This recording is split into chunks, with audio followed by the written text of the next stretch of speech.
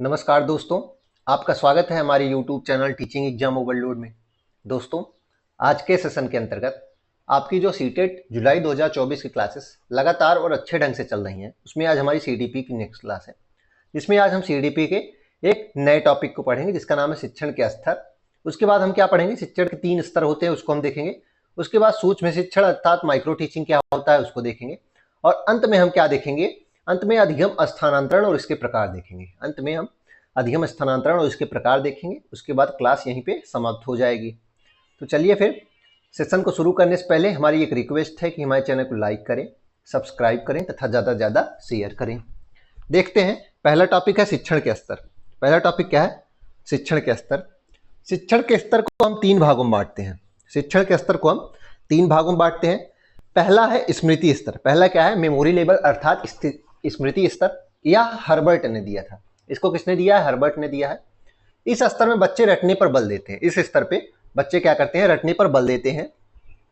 यह शिक्षण अधिगम प्रक्रिया का सबसे निचला स्तर होता है। मतलब अगर कोई बच्चा है वह स्मृति स्तर पे है तो मतलब वह सबसे निचले स्तर पे है अधिगम के, मतलब वो उसकी अधिगम अभी सबसे निम्न क्वालिटी की है और बच्चा रटने पर बल देगा। इस स्तर के शिक्षण अधिगम का उद्देश्य केवल ज्ञान प्राप्त करना होता है। मतलब इसका उद्देश्य क्या है, केवल ज्ञान प्राप्त करना होता है, किसी भी तरीके से प्राप्त करना है, इसलिए हम रट लेते हैं और हमें सिर्फ ज्ञान प्राप्त करना है, उसको हमको समझना नहीं होता, हमें सिर्फ ज्ञान प्राप्त करना होता है।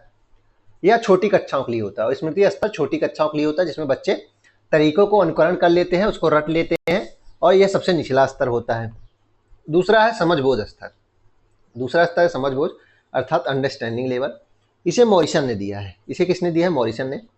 यह स्मृति स्तर से कुछ ऊंचा होता है। यह स्मृति स्तर जो होता है वह सबसे निम्न स्तर होता है अधिगम का। यह उससे थोड़ा सा अच्छा स्तर होता है। इसमें रटने की बजाय ज्ञान को अच्छी तरह से समझने पर बल दिया जाता है। इसमें ज्ञान को समझने पर बल दिया जाता है और इस स्तर में बच्चे को जो ज्ञान दिया जाता है या नियम जो बताए जाते हैं या सिद्धांत जो बताए जाते हैं वह इस तरह बताए जाते हैं कि बच्चा उनका व्यावहारिक प्रयोग भी कर सके, मतलब दैनिक जीवन में भी उसका प्रयोग हो सके और किसी भी जगह पे अगर उस सिद्धांत का, उस नियम का, उस ज्ञान का प्रयोग हो सकता है तो उसको करे और उसको कर सकता है। तो दूसरा स्तर क्या है, समझबूझ स्तर। दिया किसने है, मॉरिसन ने। यह स्तर स्मृति स्तर से कुछ ऊंचा होता है, मतलब थोड़ा सा अच्छा होता है। इसमें हम रटने की बजाय नहीं समझने पर बल देते हैं और ज्ञान इस प्रकार दिया जाता है कि व्यवहारिक जीवन अर्थात दैनिक जीवन में उसका हम प्रयोग कर सके। तीसरा स्तर होता है चिंतन स्तर, जो सबसे ऊंचा स्तर होता है अधिगम का। तीसरा स्तर क्या होता है, चिंतन स्तर, जो अधिगम का सबसे ऊंचा स्तर होता है। इस स्तर में बच्चों को अपनी मानसिक शक्तियों के विकास के पूर्ण अवसर प्राप्त होते हैं और इसमें क्या होता है कि बच्चों को अपनी मानसिक जो शक्तियां होती हैं उनका पूरा अवसर दिया जाता है उसके विकास का। और इसमें पहले बच्चों को विभिन्न नियम, सिद्धांत आदि की जानकारी दी जाती है, फिर उन्हें स्वतंत्र रूप से इस पर चिंतन करने और निष्कर्ष निकालने के अवसर दिए जाते हैं। मतलब इसमें क्या होता है कि आप एक नियम पढ़ा रहे हैं, नियम पढ़ाए, उसके बाद स्वतंत्र रूप से बच्चों को उस नियम की खोजबीन करने के लिए आप बोल दीजिए, चिंतन करिए नियम के बारे में कि ये नियम कैसे बना है, इस नियम का हम कहाँ का प्रयोग कर सकते हैं, इस नियम की अच्छाइयाँ क्या हैं, या क्या यह नियम कहीं कहीं फेल हो सकता है। तो इसके बाद आप जो निष्कर्ष निकालेंगे वह किस स्तर के अंतर्गत आएगा, वह चिंतन स्तर के अंतर्गत आएगा। एक बार फिर से हम देख लेते हैं इसको। शिक्षण के स्तर 3 स्तर होते हैं। पहला स्मृति स्तर होता है, हर्बर्ट ने इसे दिया शिक्षण स्तर का। ये अधिगम का सबसे निम्न स्तर है। इसमें रटने पर बल दिया जाता है, छोटी कक्षाओं के लिए होता है, छोटे बच्चों के लिए होता है। फिर दूसरा समझबूझ स्तर आता है, थोड़ा सा अच्छा होता है अधिगम का स्तर ये।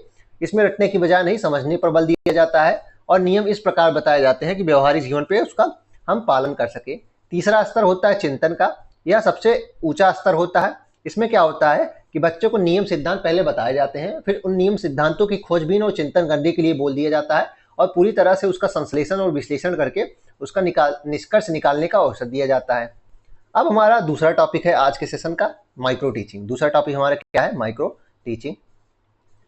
माइक्रो टीचिंग अर्थात सूक्ष्म शिक्षण, यह शिक्षण का सबसे छोटा प्रारूप होता है जिसमें क्लास में शिक्षण क्रियाएं सूक्ष्म रूप से कार्य करती हैं। इसमें क्या होता है कि माइक्रो टीचिंग होता क्या है, माइक्रो टीचिंग होता है कि जब आप टीचर बनने के लिए आप कोई कोर्स करते हैं तो उसमें ये चीजें कराई जाती हैं जिससे क्या होता है कि जब आप टीचर बने तो आपके अंदर कोई बुराई न रहे। आपके पढ़ाने का जो तरीका है, ज्ञान तो आपको उसमें नहीं दिया जाएगा, ज्ञान तो आपके अपने ही से ही अर्जित करना पड़ेगा, लेकिन जो उसमें ज्ञान देने का तरीका है उसमें कोई त्रुटि न रहे, उसके लिए क्या किया जाता है, सूक्ष्म शिक्षण किया जाता है। इस विधि का विकास एलन महोदय ने किया था। इस विधि का विकास किसने किया है, एलन महोदय ने।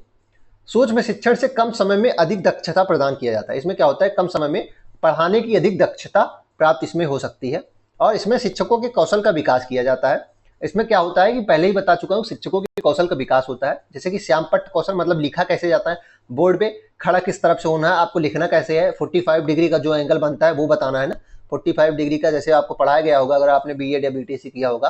पुनर्बलन कौशल क्या होता है, प्रश्न प्रवाह कौशल क्या होता है, ये सारी चीजें उसमें बताई जाती हैं और शिक्षकों के कौशल का इसमें विकास होता है। इसमें क्या होता है कि इसकी कुछ प्रक्रिया होती है। पहला हम क्या है कि पाठ योजना बनाते हैं, मतलब आज हमें पढ़ाना क्या है, आज का हमारा 45 मिनट का या 36 मिनट का टॉपिक है क्या। आमतौर पे यही दो टाइमिंग होती है पाठ योजना का, और 36 या 45 मिनट में हमारा पाठ योजना क्या है वही हमको निर्माण करना है कि हमको पढ़ाना क्या है और किस तरीके से शुरुआत करनी है। उसके बाद हम क्या करते हैं, कक्षा शिक्षण करते हैं। पाठ योजना बनाने के बाद टीचर क्लास में आकर पढ़ाएगा। शिक्षण करवाने के लिए 6 मिनट का समय रिजर्व होता है और शिक्षण करने के लिए कितना टाइम देगा, 6 मिनट देगा। उसके बाद प्रतिपुष्टि मिलेगी। प्रतिपुष्टि क्या होता है कि आपने क्या दूसरा, प्रतिपुष्टि देता कौन है, कुछ अन्य टीचर, आपके सहपाठी हो सकते हैं आप, या फिर कोई बच्चे भी हो सकते हैं, या फिर कोई अन्य टीचर भी हो सकते हैं, कुछ भी हो, कोई भी हो सकता है। प्रतिपुष्टि मिलता है या फिर आप खुद ही प्रतिपुष्टि अपनी देख सकते हैं रिकॉर्डिंग्स में। फिर 6 मिनट का टाइम होता है फीडबैक का कि हमने कहाँ कहाँ अच्छाइयाँ की है, कहाँ कहाँ हमने गलती की है। फिर आप गलतियों को ध्यान में देखते हुए उसको ठीक करने के लिए फिर से पाठ योजना बनाते हैं जिसमें 12 मिनट आपको मिलता है, और फिर आप पुनः 6 मिनट का शिक्षण करेंगे और प्रतिपुष्टि फिर आपकी 6 मिनट की होगी। तो टोटल 36 मिनट का टाइम होता है पाठ योजना में। मतलब पाठ योजना बनाइए, फिर 6 मिनट क्लास लीजिए, फिर 6 मिनट आपको प्रतिपुष्टि मिलेगी, 12 मिनट होगा। फिर पुनः पाठ योजना आप बनाएंगे 12 मिनट और 24 मिनट हो जाएगा। फिर पुनः शिक्षण करेंगे 30 मिनट और पुनः प्रतिपुष्टि 36 मिनट हो जाता है। ये देखिए वो फिगर बनाया गया है कि पाठ योजना आप बना लेंगे, घर से आएंगे, फिर शिक्षण करेंगे 6 मिनट, 6 मिनट तक आपको प्रतिपुष्टि दी जाएगी कि आपने कहाँ गलती की है। फिर से आप उस गलतियों को दूर करने के लिए योजना फिर से बनाएंगे। फिर आप शिक्षण जब करेंगे 6 मिनट फिर आप करेंगे और फिर आपको पुनः प्रतिपुष्टि दे जाएगी, और यह तब तक चलता रहेगा जब तक आपकी सारी समस्याएं इसमें पाठ योजना से रिलेटेड दूर नहीं हो जाती। अब इसी के साथ हम आज के तीसरे टॉपिक को पढ़ते हैं, अधिगम स्थानांतरण। आज का हमारा तीसरा टॉपिक क्या है, अधिगम स्थानांतरण अर्थात ट्रांसफर ऑफ लर्निंग। जब कोई एक सीखा हुआ कौशल काम दूसरे सीखे हुए कौशल या काम को प्रभावित करता है तो उसे सीखने का स्थानांतरण कहते हैं। जैसे ट्रक चलाने में सीखा गया कौशल कार चलाने की प्रक्रिया को प्रभावित करता है तो यह अधिगम का स्थानांतरण होता है। मतलब आपका एक ज्ञान है, आपने एक चीज को पढ़ा है, वो चीज आपको दूसरे, या फिर आपने एक चीज सीखी है, एक कौशल सीखा है और वो कौशल आपको किसी दूसरे चीज में उस सीखने में मदद कर रही है, आपको मदद कर रही है, तो ये क्या है, अधिगम का स्थानांतरण है। जैसे कि आप बाइक चलाना जानते हैं, आप मान लीजिए आप एक स्पोर्ट्स बाइक नहीं चला पाते लेकिन आप बाइक चलाना जानते हैं। उसके बाद जब आप स्पोर्ट्स बाइक चलाने के लिए जाएंगे तो आपके पास कुछ एक कौशल रहेगा जो आपको स्पोर्ट्स बाइक चलाने में आपको मदद करेगा। ठीक उसी प्रकार जैसे कि आप ट्रक चलाना सीख गए हैं तो आप कार भी चला सकते हैं, उसको आप उसमें मदद मिलेगी आपको। यही अधिगम का स्थानांतरण होता है। अधिगम के स्थानांतरण के प्रकार देख लेते हैं। पहला धनात्मक है। धनात्मक क्या होता है, धनात्मक स्थानांतरण पूर्व ज्ञान या अनुभव अथवा प्रशिक्षण नई बातों को सिखाने में सहायता प्रदान करता है। मतलब जब आपका पूर्व ज्ञान नई चीजों को सीखने में मदद करता है तो वो धनात्मक स्थानांतरण होता है। अर्थात किसी कार्य को करने का ज्ञान, योग्यता अथवा अनुभव जब अन्य कार्य को करने में सहायता प्रदान करे तब इसे हम धनात्मक कौशल का स्थानांतरण कहेंगे, धनात्मक सीखने का स्थानांतरण कहेंगे। जैसे हिंदी भाषा का ज्ञान संस्कृत भाषा सीखने में सहायता प्रदान करता है, इसलिए इसे हम धनात्मक स्थानांतरण कहेंगे। जैसे कि हिंदी भाषा का ज्ञान संस्कृत सीखने में क्या करता है, सहायता प्रदान करता है, इसलिए इसे हम क्या कहेंगे, धनात्मक स्थानांतरण कहेंगे। ऋणात्मक स्थानांतरण क्या होता है, किसी कार्य को करने का ज्ञान, योग्यता अथवा अनुभव जब दूसरे कार्य को करने में घातक सिद्ध होता है, मतलब उसमें परेशानी पैदा करता है, जिसे हम ऋणात्मक स्थानांतरण सीखने का कहते हैं। जैसे कि तेज चलने का अभ्यास दिल की बीमारी की स्थिति में चिकित्सक की सलाह के बावजूद धीमे चलने में बाधक होता है, अतः इसे हम ऋणात्मक स्थानांतरण कह सकते हैं। तो ऋणात्मक स्थानांतरण क्या है कि जब आपकी एक जो ज्ञान है वो दूसरी चीज के ज्ञान में सहायता नहीं बल्कि दिक्कत प्रदान कर रहा है, तो ये क्या होता है, ऋणात्मक स्थानांतरण होता है। शून्य स्थानांतरण क्या होता है, जब जो सीखने की प्रक्रिया में पूर्व ज्ञान जो है ना ही मदद करे ना ही आपको घातक सिद्ध हो ना ही बाधा बने, तो ये शून्य स्थानांतरण होता है।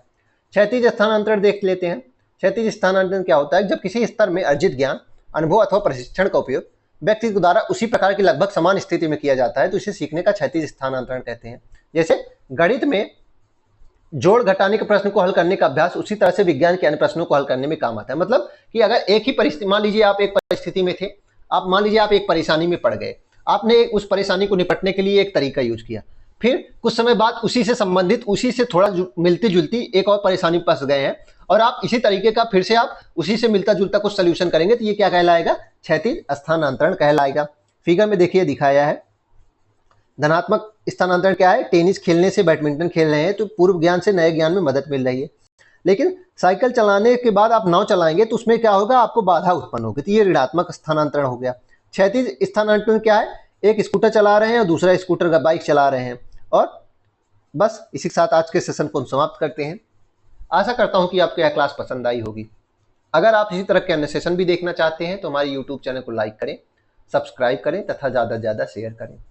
साथ ही अगर आप इसकी पीडीएफ प्राप्त करना चाहते हैं तो हमारे टेलीग्राम चैनल का लिंक डिस्क्रिप्शन बॉक्स में है, आप उसको ज्वाइन कर लीजिए, आपको सारी पीडीएफ वहीं मिलेगी। चलिए फिर, धन्यवाद।